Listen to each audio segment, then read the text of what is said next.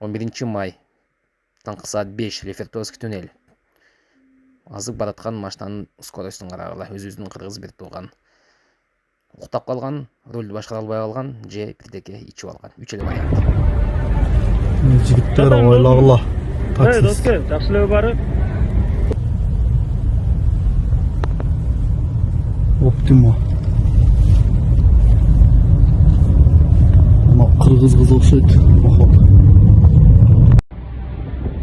Короче, сегодня эмеден келатканда, ол шоссе беле хуй, короче, ошол жактан келатканда ушундай окуя болуп кетти, короче.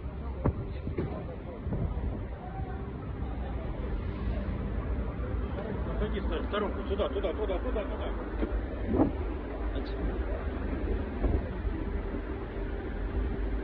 Машина желтый түстө, бул аренда же выкуп.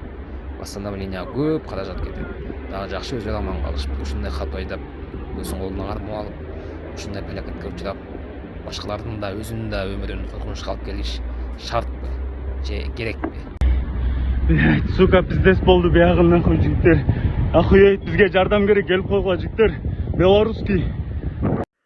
Сүйлөп жаткан жигит водительби же пассажирби билбедим го, бирок бул жер Белорусскийден кыйла алыс Лефортовский туннель деп аталат.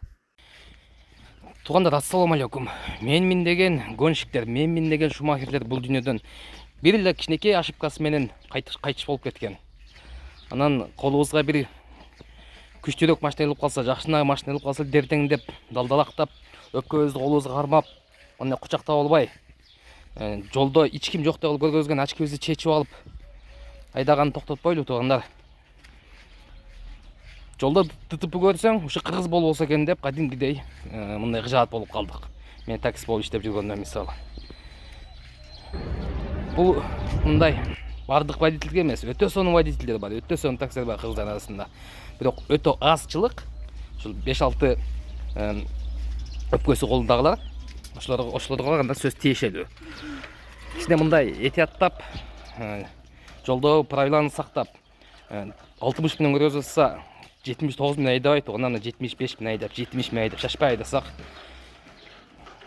орусча айтканда тише едешь, дальше будешь болосуң го. Ошого айтарым. Жолду этияттагылачы. Бул жакта Кыргызстанда силерди күтүп атат туугандар, ата-энеңер, бир тууганыңар, семья жана башка тааныш билиштер. Ошондой. Бул видеону бир акыл үйрөткөндөй кабыл албагыла, жөн гана мындай сунуш. Далдалактабагыла, өпкөңөрдү колуңарга кармабай, кайра ордуна салып койгула.